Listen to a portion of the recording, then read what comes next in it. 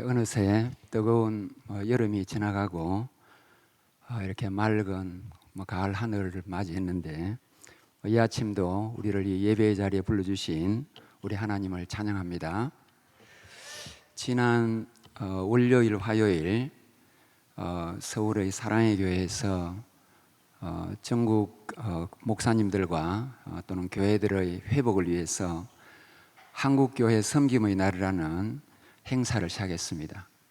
이제 코로나 이후에 지친 목회자들에게도 힘을 주고 또 우리 한국교회 특별히 어려운 농어촌 교회에 어떤 격려를 하기 위해서 온 교우들이 나서가지고 어려운 교회에 선물도 하고 또 목회자 부부를 자기의 가정에 이렇게 주무시게 하는 정말 사랑의 헌신을 하면서 행사를 했는데 처음에는 500명 올까 이래 교회 측에서 생각을 했었는데 나중에 등록해서 모인 사람들이 무려 5,600명이 모였습니다. 아마 이 자리에 한 여러분의 배 정도로 그렇게 전국 각지에 흩어진 목사님들 이렇게 많이 오셨고 우리가 속한 고신척의 목회자 부부도 400명이나 등록을 했고 저도 거기에서도 한 순서를 맡아서 말씀을 전했습니다.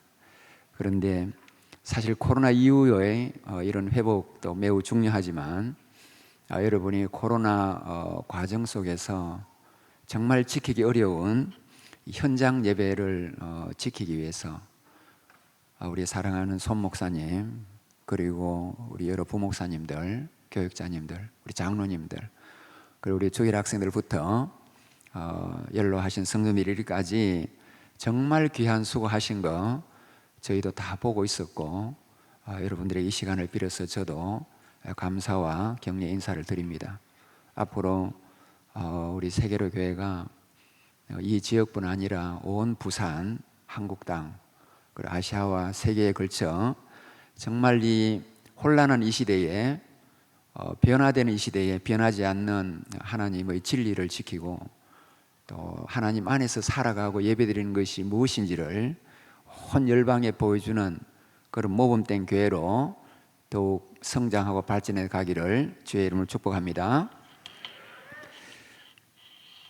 우리 성경은 구원에 관한 하나님의 말씀이면서 동시에 우리의 삶에 대한 하나님의 말씀이기도 합니다. 여러분 따라서 이 하나님의 말씀을 보면 우리가 타락한 인류로서 어떻게 구원받아서 영생을 얻고 하나님의 자녀가 되는가 하는 것도 잘 나타나지만 이제 구원받고 난 이후에 하나님이 주신 이 생명과 또 생명의 길이와 또 다양한 달란트를 가지고 어떻게 주어진 삶을 치열하게 살아야 하는지도 잘 가르치고 있습니다. 그래서 우리가 창세기부터 요한계시록까지 쭉 보면 우리의 삶에 대한 교훈들이 많이 들어있음을 알 수 있습니다. 이 많은 삶에 대한 교훈들을 우리가 좀 정리를 해서 한번 살펴본다면 크게 다음과 같은 두 가지의 말씀으로 모여질 수 있다고 생각됩니다. 첫째는 지키라는 명령입니다. 여러분 말씀을 보면 여호와의 율례를 지켜라, 여호와의 법도와 계명을 지켜라 이런 말씀들이 구약 성경에 많이 나타나고 있고 신약 성경에도 너를 지켜라, 너 자신을 지켜라, 자기를 지켜라 이런 말씀이 많이 있습니다. 그래서 이 지키라는 이 말씀은 하나님께서 우리에게 뭘 가르치시는 거냐 하면 우리가 하나님의 백성으로서 이러한 세상 속에 살면서 하나님의 백성으로서의 정체성을 잃어버리시고 또 여러분이 지켜온 것처럼 예배자로서의 정체성을 잃어버리기 쉽기 때문에 너희가 하나님의 백성으로서의 너희의 모습과 너희의 삶을 지키라 라는 말씀입니다. 특별히 구약 성경의 하나님의 주요한 관심은 이스라엘 백성이 이방 땅에 살면서 하나님의 자녀다운 특징을 잃어버릴까 하나님은 늘 경고하여 오셨음을 알 수 있습니다. 예를 들어서 이스라엘 백성이 애굽에 살 때, 그리고 나중에 가나안에 들어와서 그 가나안 사회 속에 살 때에, 그리고 나중에 포로로 잡혀가서 바벨론과 아수르에 살 때에, 심지어 이스라엘이 민족이 되기 전에 족장으로 있을 때나 개인으로 있을 때도 아브라함이 갈대아 우르에 살 때에, 롯과 그의 식구가 소돔과 고모라에 살 때에, 하나님의 모든 관심은 자기가 택한 이 선민, 하나님의 백성들이 그러한 세상 속에서 하나님의 백성다움을 잃어버리고 그 속에 동화될까 싶어서 하나님은 많이 걱정하시고 경고하시고 심지어 그곳에서 나오라고 하신 것입니다. 그래서 롯과 그의 식구가 소돔과 고모라를 떠난 것이고, 이스라엘 백성이 애굽을 떠난 것이고 출애굽한 것이고, 그리고 나중에 바벨론의 포로에서 하나님께서 귀환시키신 것입니다.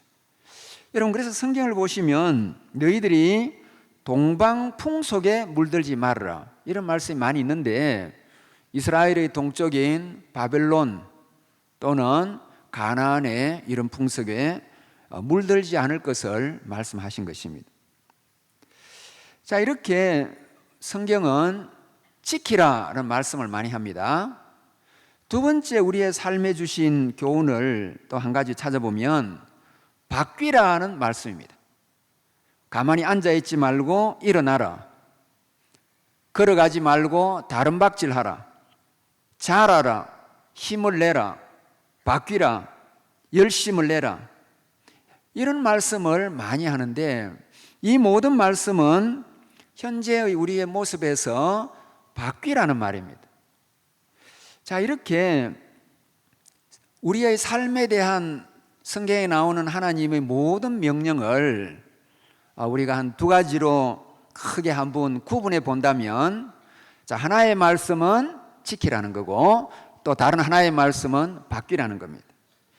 자, 어떻게 보면 우리 초등학생들 알겠지만은 모순되는 말씀 같지요. 지키라는 것과 바뀌라는 것은 서로가 이렇게 상충되고 모순되는 것처럼 보입니다. 근데 실제로 이 말씀은 모순되는 게 아니라 같은 동전의 양면처럼 사실은 하나님께서 다 좋게 되라는 말씀입니다. 지키라는 것은 뭡니까?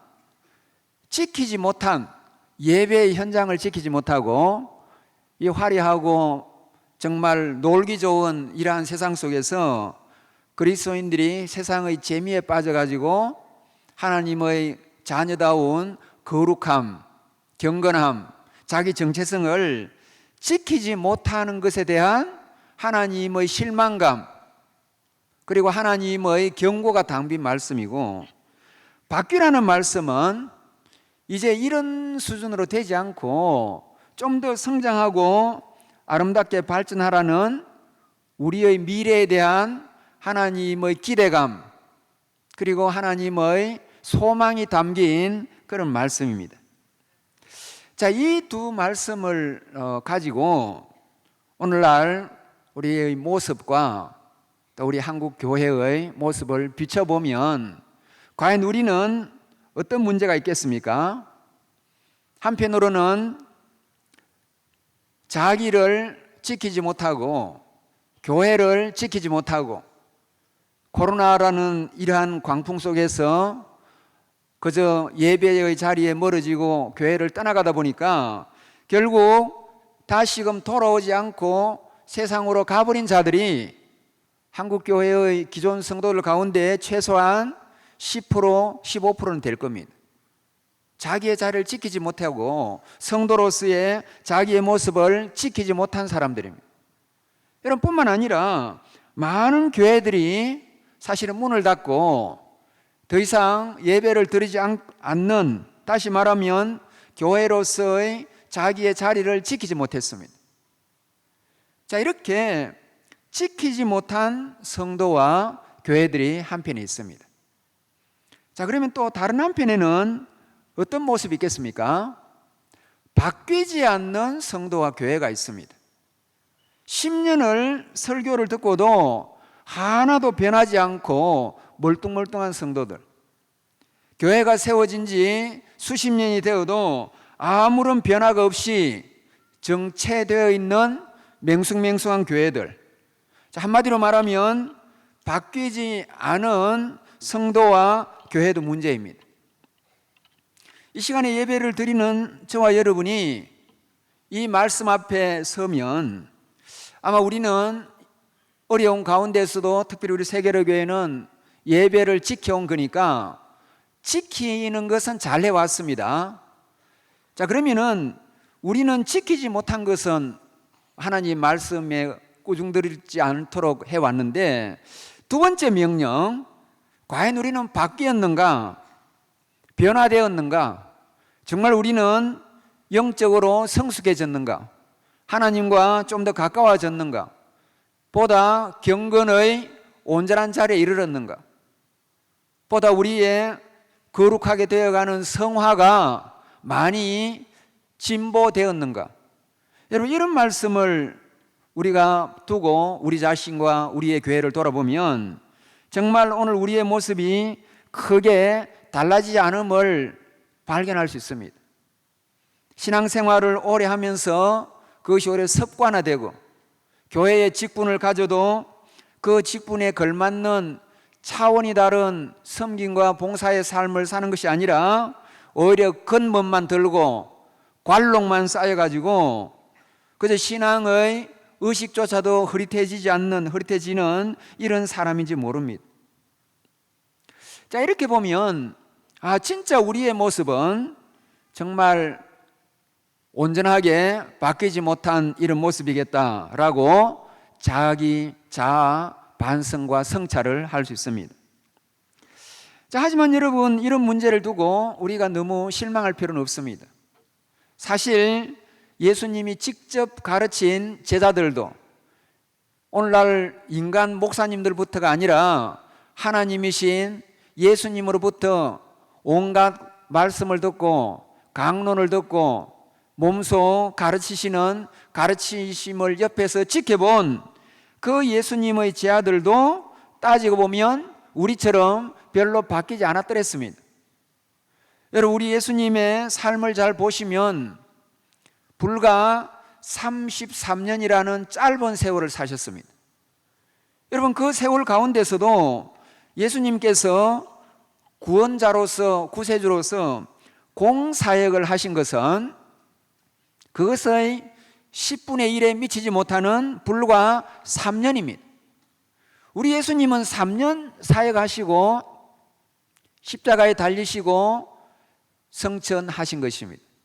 그러면은 우리보다 훨씬 짧은 삶을 사신, 어쩌면 우리의 20배, 우리의 30배 적게 사신 지상에서 우리 예수님의 삶은 도대체 어떤 삶을 사신 것이고 무엇을 하고 사신 겁니까? 복음서에 나타난 예수님의 삶을 잘 보면 우리 예수님은 주로 제자들을 부르시고 제자들을 훈련시키시고 제자들을 가르치시고 그리고 제자들을 파송하면서 사셨습니다. 여러분, 우리 예수님께서 하신 사역을 가지고 마태복음은 천국 복음을 가르치고 천국 복음을 전하시고 전파하시고 회당에서 가르치시고 병든 자들과 약한 자들을 고치셨다라고 말씀합니다. 우리 예수님의 사역을 복음서는 teaching, preaching, healing, 전하고 가르치고 고친 거라고 말씀합니다. 여러분, 이 예수님의 전도, 말씀, 설교, 치유 세 가지 사역 가운데서 우리가 가만히 들여다보면 사실은 치유하신 고친 사역은 늘 하신 사역이 아니고 그런 병자나 약한 자들을 만나셨을 때에 특별하게 하신 특별 사역입니다. 그러면 우리 예수님께서 평상시에는 무슨 사역을 하셨는가? 대부분 가르치시고 전하시고 선포하셨습니다. 그러면 우리 예수님의 교육과 설교는 주로 누구를 대상으로 한 것인가? 일반인을 대상으로 한 것인가? 대부분 경우에 아닙니다. 톨스토이라는 러시아의 대단한 문호는 성경에 나오는 산상보훈은 전 인류에게 준 기독교의 고차원의 윤리다라고 말씀했습니다. 그러나 여러분들이 산상보훈이 나오는 마태복음 5장의 초두를 기억하시면 이렇게 되어 있습니다. 예수께서 무리를 보시고 산에 올라가 앉으시니 제자들이 나온지라 입을 열어 가르쳐 가라사대, 이렇게 시작이 됩니다. 무슨 말씀입니까?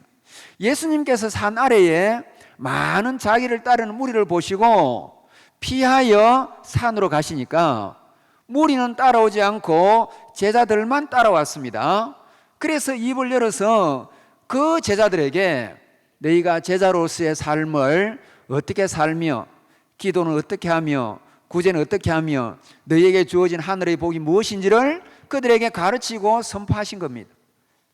산상보훈은 일반인들에게 주는 기독교의 독특한 윤리가 아니라 예수님을 위해서 자기의 목숨을 내어놓고 따라다닌 제자들, 이 시대에 그 예수님의 제자들인 저와 여러분에게 주신 예수님의 말씀이라고. 그게 무슨 말씀입니까? 산상보훈조차도 예수님은 제자들에게 지금 주시고 있다고요. 그러니까 복음서에 나오는 대부분의 예수님의 말씀은 주로 제자들에게 주신 겁니다. 자, 이렇게 우리 예수님은 제자들을 부르시고 가르치고 훈련시키시고 말씀을 전했습니다. 우리 예수님의 3년 사역은 한마디로 제자들과 동행하시고 동거하시고 동숙하신 그런 삶이었고, 한마디로 말하면 제자 훈련이었습니다. 자, 이렇게 예수님께서 직접 훈련을 시켰으니까 이 제자들이 얼마나 놀랍게 달라졌을까, 우리가 그렇게 추정할 수 있습니다. 여러분, 그런데 놀랍게도 이 제자들의 모습이 복음서 마지막 순간까지 전혀 달라지지 않았습니다.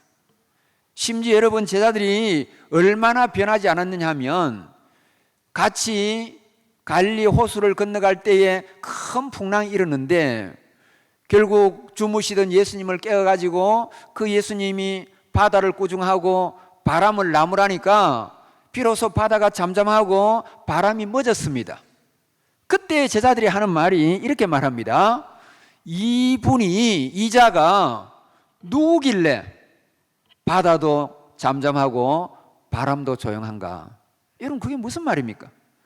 지금 예수님과 다니면서 예수님으로부터 훈련을 받고 교육을 받고 제자로 부름받은 그 제자들이 바다를 잠잠케 하고 파도를 머물게 하고 바람을 거치게 한 이 예수님을 보고 이 사람이 누구길래 이렇게 말 한마디 하니까 다 잠잠한가?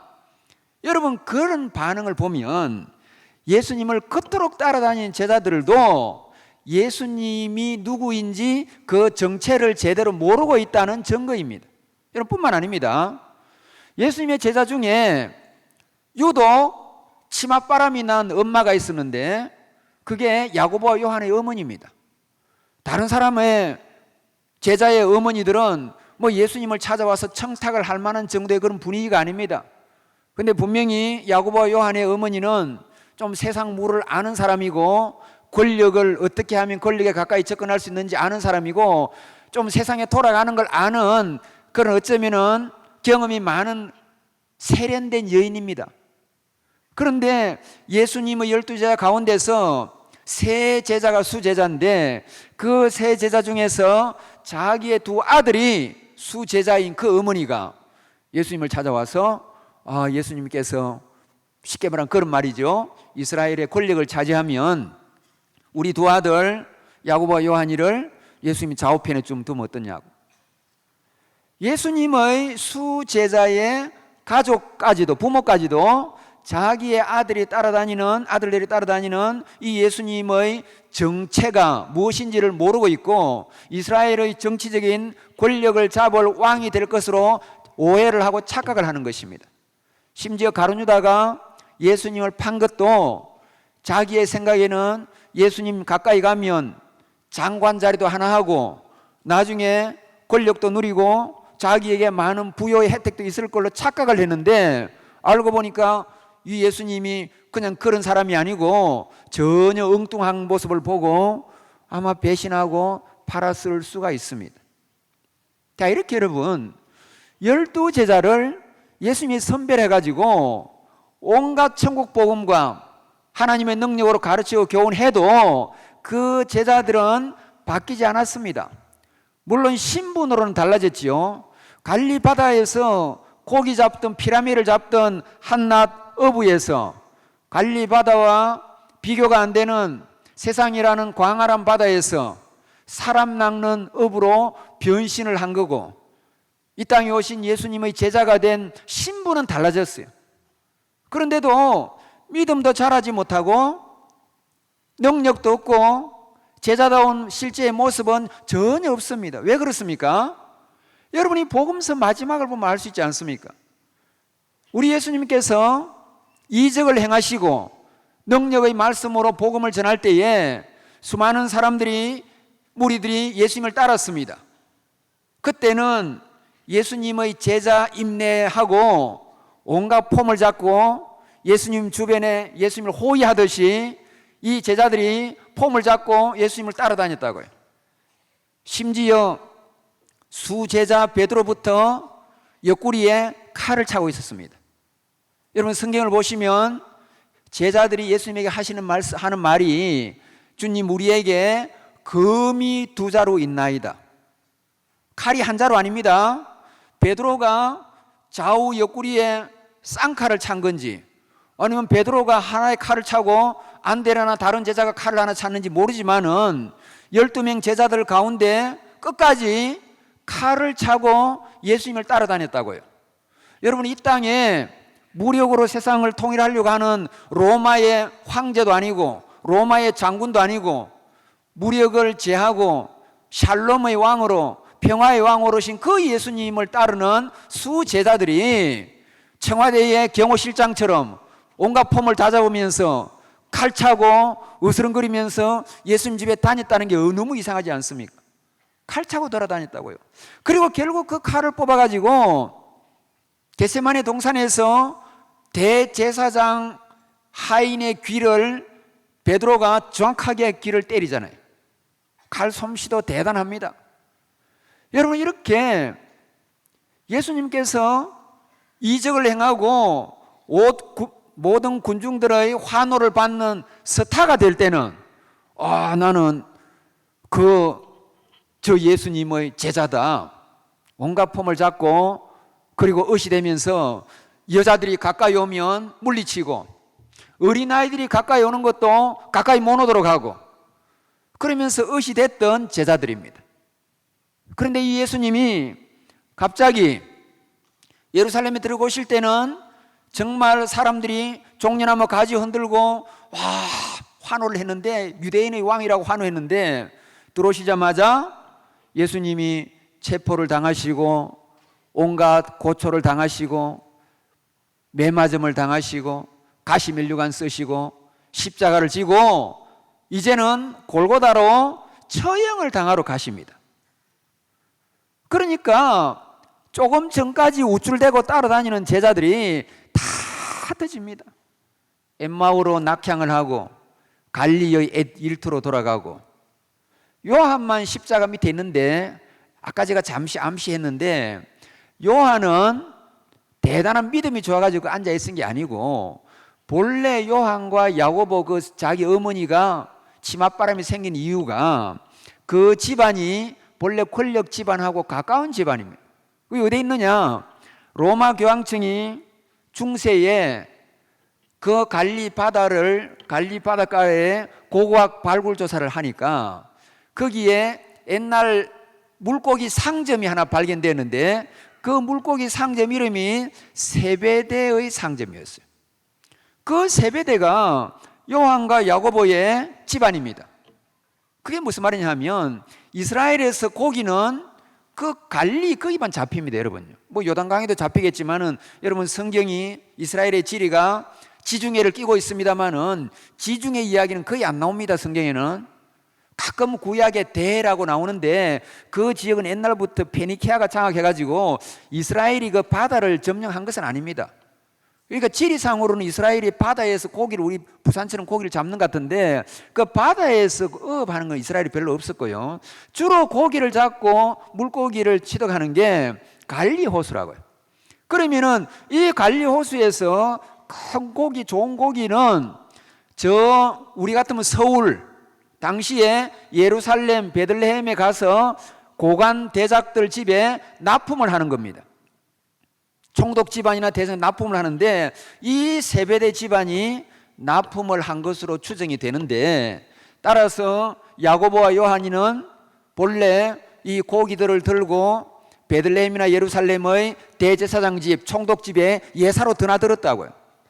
근데 여러분 성경을 잘 보시면 요한은 그런 집에 드나들어가는 게 베드로나 다른 사람이 가는 것처럼 어색하지 않고 자연스럽게 드나듭니다. 요한은 위험하지 않는 것입니다. 물론 뭐 그 이유 말고 예수님께서 어머니를 맡기기 위해서 그렇게 나온 것이 있겠습니다만은 하여튼 제 말씀은 거의 대부분의 제자들은 다 흩어지고 그냥 60개, 30개 주랭랑을 다 나왔습니다. 여러분 이 제자들이 제자들의 교육의 마지막 모습은 이렇게 영적인 졸장부들 다 어려울 때 주랭랑을 놓는 그러한 형편없는 졸장부들이었습니다. 그런데 예수님의 제자들도 이런 모양이니까 예수님에게 직접 가르침을 받는 제자들 이런 모양이니까 오늘날 인간 목사님들 오늘날 인간 교육자들에 의해서 가르침을 받는 저와 여러분은 더 말할 나위 없습니다. 제자들도 안 바뀌는데 뭐 우리도 잘 안 바뀌는 겁니다. 실제로 잘 안 바뀌어요, 사람들이. 그런데 그러면 예수님의 교육한 것은 의미가 없는 것일까? 아니 오늘날 우리 목사님이나 이 시간 제가 설교하는 이런 것은 아무런 가치가 없는 것일까? 아닙니다. 여러분 조금 있으면 제가 설명하는데 이 제자들이 복음서까지는 전혀 안 바뀌다가 불과 2장을 건너뛰면 사도행전 2장에 가면 제자들의 모습이 정말 180도 달라집니다. 갑자기 여종 앞에도 거짓말하면서 달아났고 겁이 많던 베드로가 모든 두려움과 무서움이 다 사라지고 광장에 나타났습니다. 뿐만 아닙니다. 평생 고기 잡는 일을 하면서 할 수 있는 것은 낚시질, 칼질, 욕질, 성질 이런 것만 잘하는 베드로인데 갑자기 말을 너무 잘합니다. 말을 너무 잘하니까 왜로 우리 사도행전에 보면 무슨 말씀이 나오는 게 아니라 이 사람들은 본래 학문이 없는 범인인데 학문을 못하는 일반의 어부들인지 농부들인데 말하자면 이들이 말을 얼마나 왜 이리 잘하느냐 사람들이 다 놀랍니다. 그런데 말만 잘하는 거 아니지요.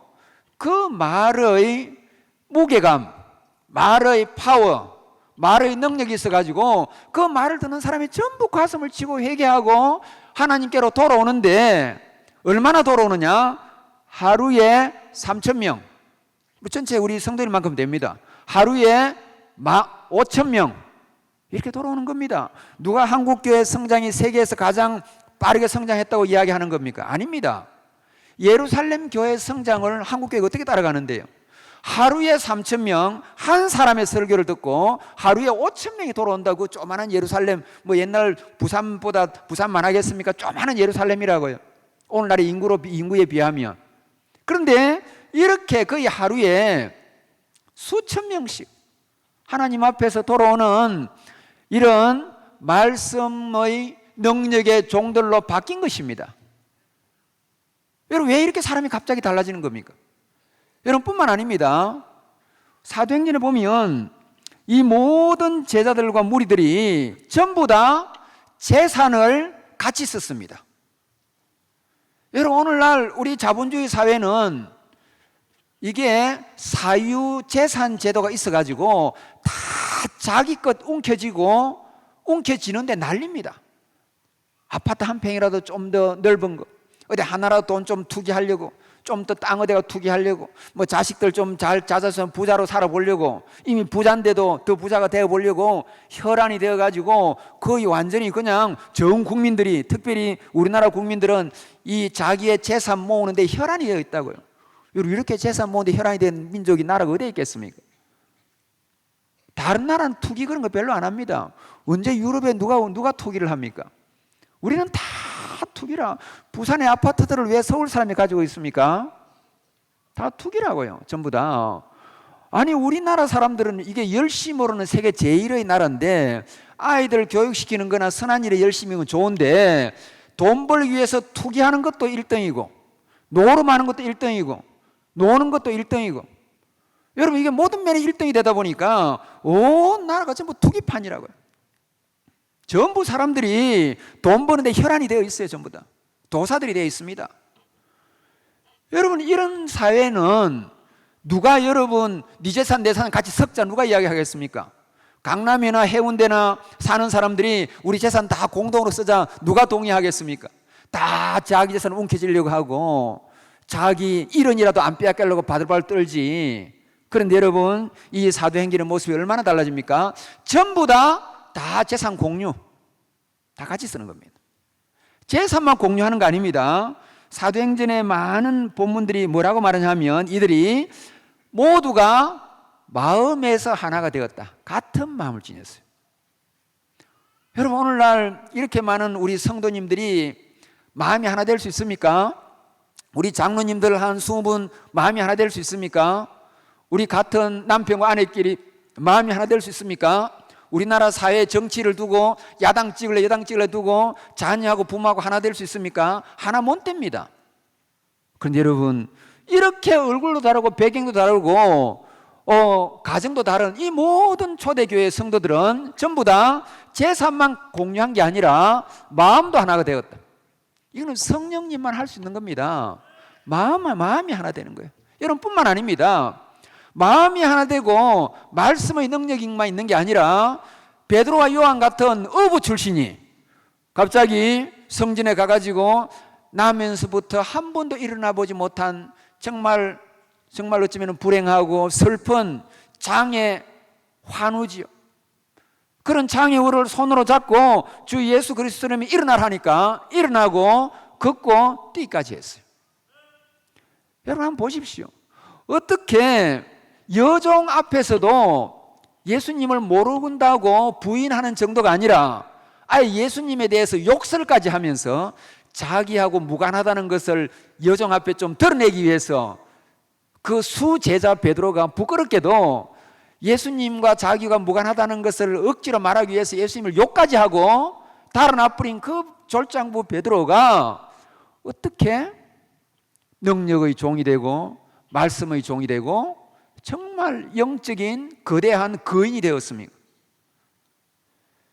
여러분, 이 베드로뿐 아니고 모든 제자들이 정말 하나님 나라의 놀라운 사역자로 달라지고 변화되는 것입니다. 바뀌게 되는 것입니다.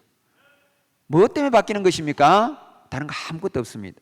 오순절날 위로부터 임하시는 성령님의 강력한 임재로 달라진 것입니다. 여러분이 잘 알아야 됩니다. 오늘 한국 교회에 제자 훈련 시키는 교회들이 많이 있어요. 아무리 제자 훈련 시켜봤자 안 달라집니다.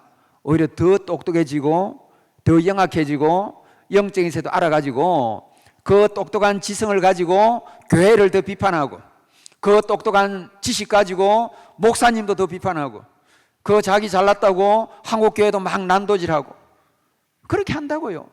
아무리 훈련시켜봤자 예수님의 제자도 예수님이 훈련시켜도 안 달라지는데 무슨 예수님 같은 목사님이 누가 있으며 지도자가 누가 있습니까? 그분들이 세상에 가장 좋은 프로그램을 훈련시켜봤자 안 달라집니다. 사람이요. 어떻게 달라지느냐? 위로부터 성령님의 강력한 역사가 있어야 비로소 달라진다고요. 여러분들이 하나님 말씀 한번 보십시오. 만군의 여호와께서 말씀하시되 이는 힘으로 되지 아니하고 능으로 되지 아니하고 오직 나의 신으로 되느니라. 그러면 이제 우리가 의문을 가지는 게, 그러면 예수님이 제자 훈련한 게 의미가 없고 오늘 우리 목사님이 훈련시키고 우리 주일학교 선생님들이 교회학교 선생님들이 훈련시키는 의미가 없을까? 아닙니다. 이런 훈련은 땔감을 준비하는 겁니다.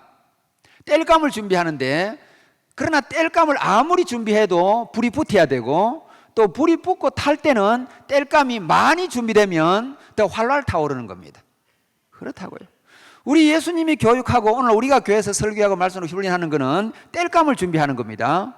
그런데 불이 안 붙으면 별 역사는 힘이 없어요. 불이 안 붙으면 진짜 변화는 안 일어납니다.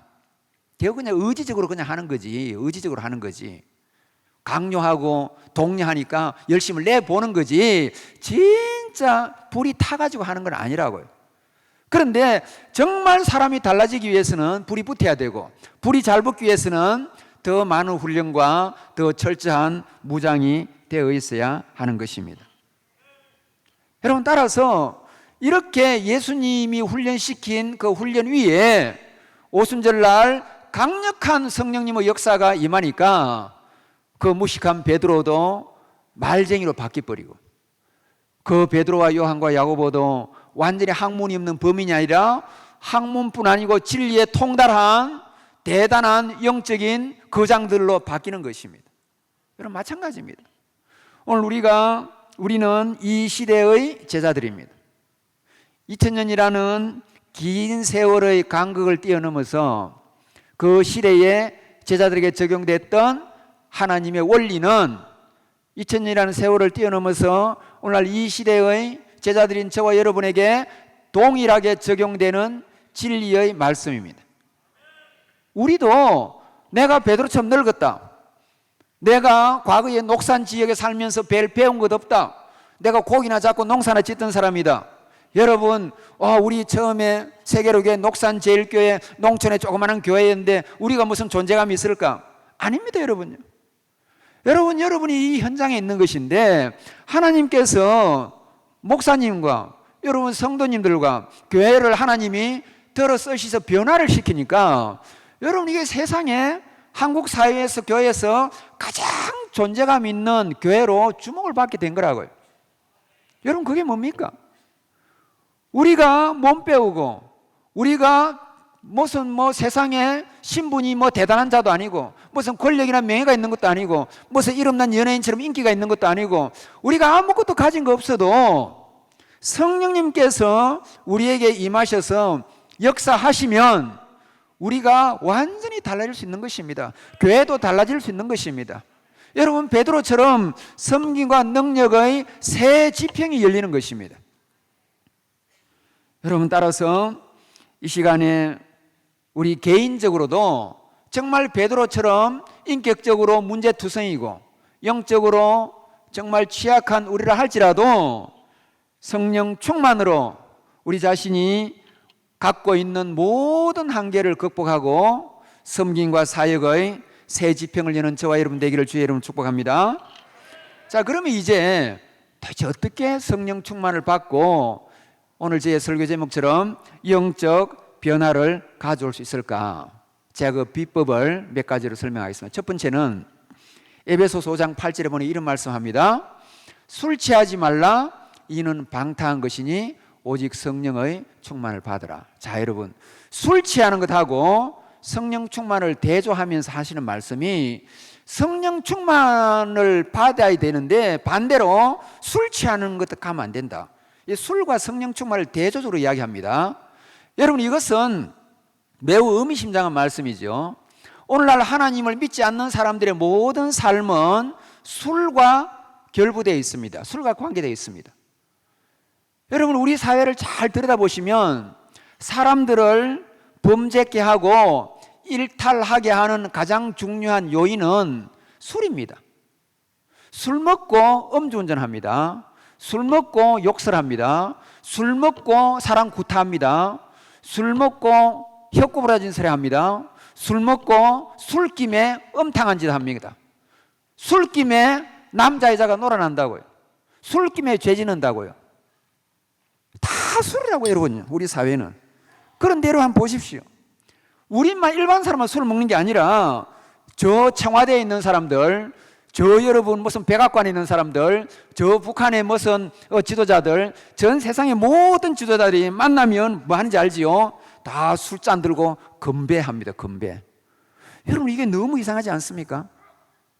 여러분 맑은 정신으로 생각해 보면 술 안 먹고 맑은 정신으로도 한 나라를 이끌어가기 어렵고 세계 정치를 논하기 어려울 정도로 정말 복잡하고 어려운 문제인데 왜 지도자들이 남북한 지도자들이 만났다면 술을 두고 건배를 하고 왜 미국과 한국 지도자들이 만났다면 건배를 하고 왜 정치인들 사회주의자들이 만났다면 건배를 하고 왜 회사원들이 전부 다 회식만 하면 건배를 하고 왜 그러는 겁니까? 여러분 이게 우리가 맑은 정신으로 생각해 보면 이 문화가 이상한 문화입니다. 여러분 왜 이상한 문화입니까? 전부 건배한다고 술 들고요. 동서양 아이 뭐 젊은 사람들 지도자 할 것 없이 전부 건배입니다. 건배 안에 뭐가 들어있습니까? 물입니까 그게? 다 술이라고요. 다 포도주라고요. 술이라고요. 그러니까 안 믿는 사람들의 문화는 이게 술 문화입니다. 그런데 한 명의 기자도 왜 우리가 건배를 늘 하고 있지? 이런 문제의식을 지닌 사람이 없어요. 기자들은 되게 뭐 하는지 압니까? 기자님 계실지 모르겠는데 이 술이 백두산 몇 년산인지 프랑스 몇 년산인지 그런데 호기심이 있지. 이 의식 자체가 대단히 잘못된 사람이에요. 의식 자체가 왜 우리가 술을 건배를 해야 되지? 이런 근본적이고 철학적인 사고를 하는 게 아니라 이게 몇 년산이지? 그게 뭐가 중요합니까? 몇 년산인지 그게. 예? 여러분 이게 인간이 살아가는 게 얼마나 진짜 가볍고 촐랑거리고 하나님이 볼 때 웃기지도 않는지 알 수 있지 않습니까? 술잔 들고 까부는 것도 이상하고 그 술이 몇 년 되니 그 무슨 의미가 있어요 그게? 여러분 이게 하나님을 안 믿는 사람들이 살아가는 삶의 대표적인 모습입니다. 근데 우리 그리스도인들은 최근에 세속화되기 시작하면서 막걸리는 안 마시고 소주는 안 마시도 포도주는 홀짝홀짝 마시는 도시교회 성도들 많이 있습니다. 아마 심지어 지도자들 있을걸요. 그 사람들은 성경에 뭘 보느냐 하면 술 취하지 말라 아마 이것만 이 구절만 볼 겁니다. 아닙니다 여러분요. 여러분 시편을 보십시오. 뭐라고 나오는지 압니까? 너희는 포도주가 잔에서 번쩍번쩍하면서 서서히 내려가는 것도 쳐다도 보지 말라. 그게 건배할 때 물이 포도주 슬슬 내려가는 걸 쳐다보지도 말라 그랬어요. 이미 우리는 성경 하나님은 인간들이 나중에 술 처먹고 건배하는 걸 다 알고 있습니다. 술은 처먹는 거 아닙니까? 그 술을 그럼 더 신다게 해야 됩니까? 여러분 그 술 먹는 그거 번쩍번쩍은 쳐다보지 말라 그랬어요. 근데 왜 도시교회 성도들은 그건 안 읽지요? 여러분 제 이야기에서 죄송한데 저는 신학을 철학을 공부해서 독일에서는 했어요. 독일에 한 사람 많지 않은데 독일에 6년 살았다고. 근데 독일 사람들은 맥주가 우리의 물처럼 맥주를 늘 마십니다. 늘 맥주를 마십니다. 맥주를 비어라 그러면 비어. 맥주를 마시는데 맥주 중에 알코올이 안 들어간 맥주가 있어요. 독일 말로 알코올 프라이의 비어. 알코올이 안 들어간 맥주다 이거죠. 그건 우리말로 말하면 보리차입니다. 근데 저는 6년간 독일 생활하면서 맥주를 안 먹은 것은 물론이고 맥주의 병도 안 잡은 건 물론이고 맥주에 알코올이 안 들어가는 보리차 같은 그 맥주, 보리차 같은 것도 한 방울도 마신 적이 없어요. 왜 안 마셨겠습니까? 보리차인데 이름이 맥주라서 재수가 없잖아요. 이름이 비어가 뭡니까? 이름 비어가. 저는 여러분 그런 병도 안 만져봤어요. 보리차는 보리차지 이름이 재수 없게 비어라고 붙어 있으니까 왜 내가 마십니까 그걸요? 안 마신다고요. 저 이야기에서 여러분 뭐 죄송합니다만은 술에 취하면은 왜 성령이 안 들어갑니까? 어떤 것에 취하면은 그것이 내 마음과 내 육체를 완전히 장악해버려요. 술이 나를 장악한다고요. 그럼 성령이 못 들어갑니다. 여러분, 술만 문제가 아닙니다. 도박에 취하든지, 저 태백에 도박하는 사람들 도박에 취하든지 새벽까지 눈이 벌고 해가지고 도박하는데, 여러분 거기 가보면 불야성을 해가지고 아마 대한민국에서 가장 징계한 모습일 거예요. 그래 도박 중독 센터가 부산역 앞에 있는 겁니다. 도박에 취하든지 게임에 취하든지 마약에 취하든지 주식에 취하든지 골프에 취하든지 연속극에 취하든지 축구에 취하든지 좌파 이데올로기에 취하든지 극우 이데올로기에 취하든지 그거 다 취하는 겁니다. 여러분 취하면 안 됩니다. 남자에 취하든지 여자에 빠지든지 그거 아니라고 여러분요. 여러분 진리는 너희를 자유케 하라 성경이 말하는 무슨 말입니까? 우리가 진짜 하나님의 백성이라면, 하나님의 자녀라면 다른 모든 것으로부터는 자유해야 돼요. 취하면 안 됩니다. 취하면 거기에 미치는 거고, 미치면 거기에 빠지기 때문에 빠진 데는 자유함이 없고 빠진 데는 영의 역사가 없고 거기는 그 이데올로기에 미치는 거예요 그냥.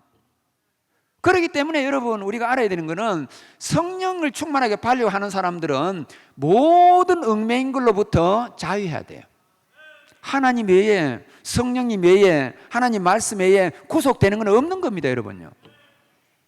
이 시간 무엇으로부터든지 얽매인 분들이 있으면 자유케 하는 은혜가 있기를 축복합니다. 여러분 두 번째로는 우리가 성령총 받기 위해서는 철저하게 교만하면 안 되고 겸손해야 돼요. 여러분 사람이 빠지기 쉬운 가장 쉬운 죄가 뭐겠습니까? 교만입니다. 여러분 사람들을 잘 보시면 돈만 조금만 해도 은근슬쩍 교만해요. 국회의원이 되고 뭐 배지 달고 돌아다니는 사람들을 은근슬쩍 교만해요.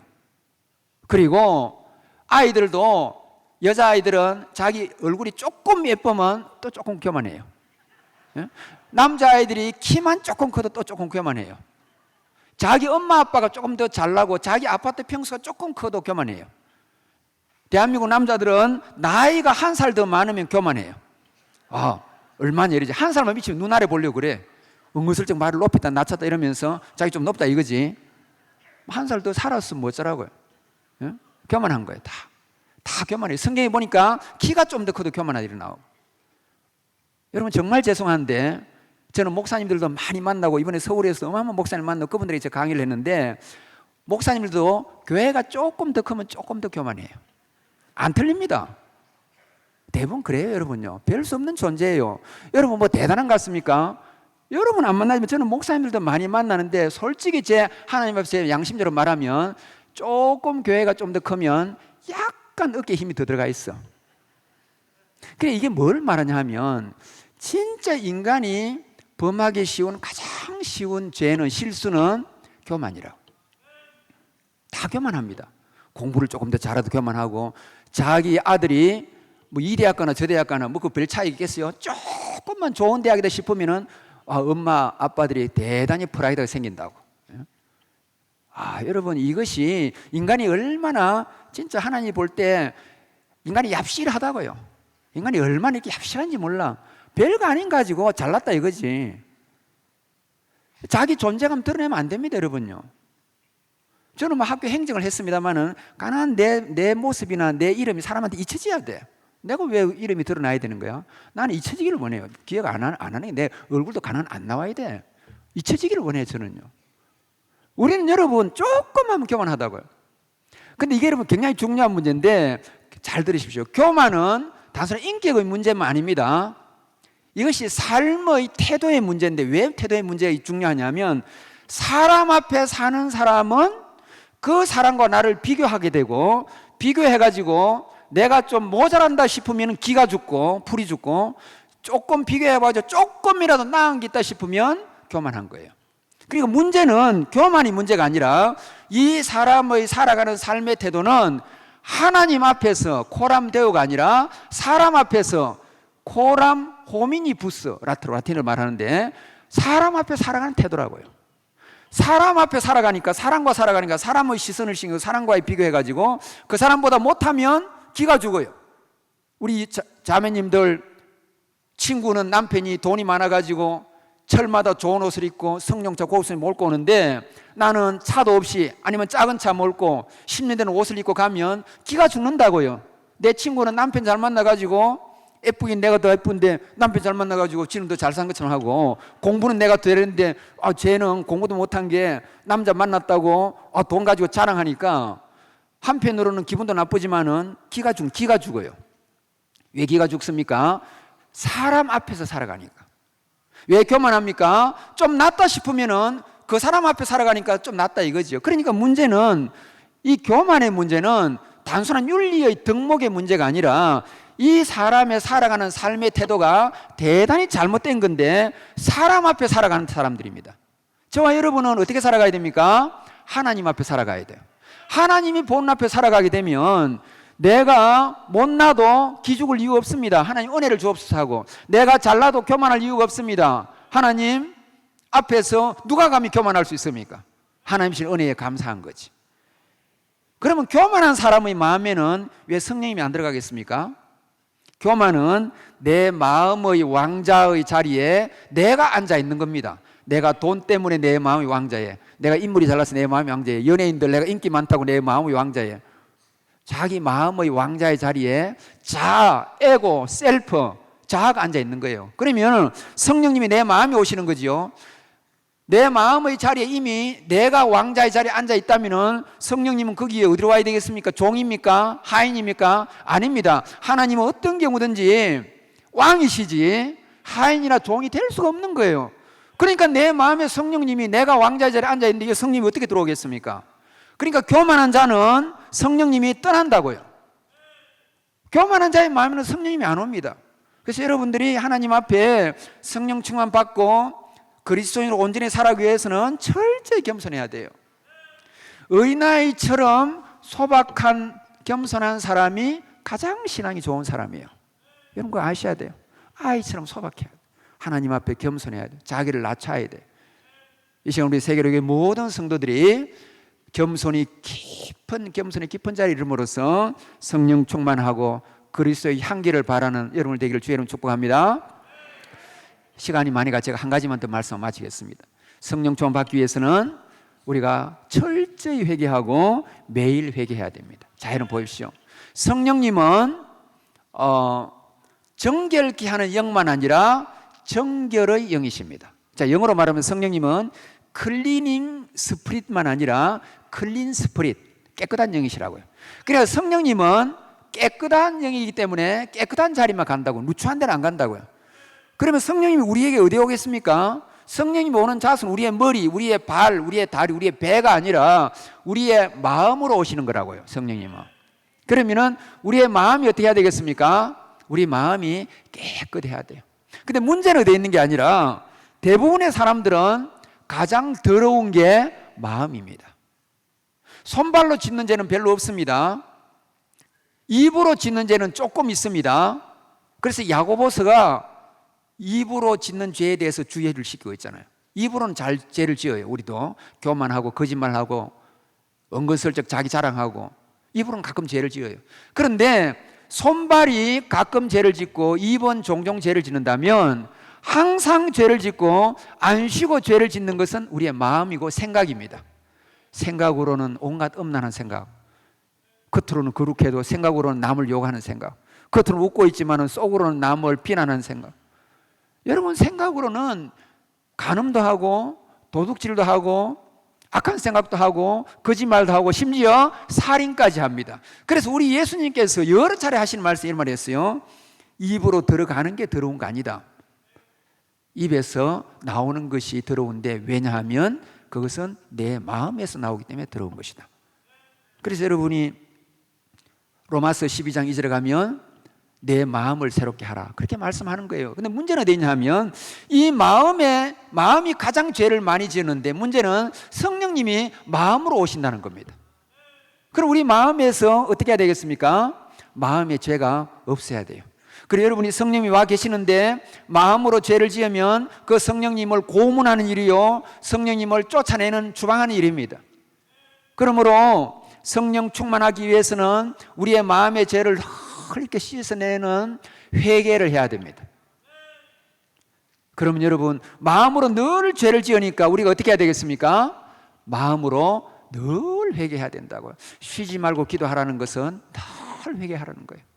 그래서 여러분, 루터가 종교개혁을 일으킬 적에 비텐베르그 성당, 비텐베르그 교회당의 정문에, 그게 이제 비텐베르그 대학의 게시판이었어요. 그게 이분이 비텐베르그 대학 교수니까 그 교회가 강당이었고 그 교회 문이 광고판이었어요. 거기에 루터가 종교개혁을 시작을 하면서 95개조 선언문을 쫙 붙였잖아요. 그것이 저와 여러분이 속해 있는 이 기독교 개신교의 출발인데, 그 95개조 선언문의 제1조가 뭔지 압니까? 제1항 이렇게 되어 있습니다. 잘 들어보십시오. 주 예수 그리스도께서 우리에게 회개하라고 명하셨을 때에 그것은 믿는 자의 전 생애가 회개의 과정이 되기를 원하셨다. 무슨 말입니까? 회개는 젊은 날 한 번 하고 끝나는 거 아닙니다. 회개는 평생 하는 거예요. 회개는 항상 하는 거예요. 회개는 매일 하는 거예요. 회개는 안 쉬고 하는 거예요. 그래야 우리 마음에 죄가 자꾸 자라니까 이것을 늘 회개해야 우리의 마음이 깨끗하게 되고 성령님 우리 가운데 임하시고 우리 가운데 거하시는 겁니다. 그래서 여러분, 베드로가 하는 말이 이 말씀이었어요. 너희가 회개하여 죄 사함을 받으라. 그리하면 성령을 선물로 받으리니. 사도행전 2장 38절 말씀을 맺습니다. 사도행전의 모든 성령을 받는 장면에 특이한 게 있습니다. 제자들이 모인 무리들이 오로지 기도에 힘쓰니라 이렇게 말했어요. 기도를 한다 안 했습니다. 기도에 힘썼다라는 뒤에 동사 하나, 기도에 힘썼다. 기도 앞에 부사가 하나 있는데 오로지라는 말이죠. 오로지, 영어에 only, 오로지 기도에 힘쓰니라. 여러분, 기도에 힘써야 돼요. 우리 세계로교회 손 목사님과 여러분들, 제가 고신대학 학교 일할 때 무척상 기도원을 인수해서 기도할 수 있는 분위기를 만들어 놨어요. 근데 우리 목사님과 여러분 성도들 기도하러 우리 교육자를 많이 올라가는 걸 제가 알고 있는데 너무 감사한 일인데, 정말 기도해야 성령 충만 받을 수 있습니다. 그것도 이렇게 교회 안에서 기도하고 합심기도가 중요한데 기도를 집중해야 돼요. 오로지 기도에 힘쓰니라. 그럴 때 성령 충만의 역사가 있을 겁니다. 그래서 여러분, 사도행전 전체를 보십시오. 성령 충만이 딱 가운데 있고, 성령 충만 받기 위해서 기도하고 성령 충만 받고 나서 전도했어요. 제가 여러분 오늘날 주보를 보고 깜짝 놀랐는데, 여러분 전도를 너무 많이 하시고 목사님도 200몇 명 하시는 걸 제가 봤는데, 너무 성경적으로 하는 겁니다. 오늘날 교회들이 너무 프로그램들이 많아요. 온갖 프로그램 다 하는데, 사도행전적 교회의 가장 중요한 모습은 다른 거 없습니다. 성령 충만을 중심으로 양도입니다. 성령 충만 받기 위해서는 기도하고 성령 받고 나서는 전도하는 겁니다. 그것이 교회의 본래의 과제라고요. 여러분, 그래서 우리가 오늘 말씀을 통해서 영적 변화를 가져와야 되는데 성령 충만을 받아야 된다. 그것을 위해서는 술 취하거나 세상 것에 취하지 말고 철저히 겸손하고 회개하고, 그리고 하나님 앞에 간절히 기도해야 된다. 여러분이 잘 하시지만은 다시 한번 이 말씀 앞에서 우리를 돌아보면서 기도하는 교회, 기도하는 성도 되기를 주의 이름 축복합니다. 그래서 성령 충만의 역사가 여러분과 온 교회 가운데 임하기를 주님의 이름으로 축복합니다.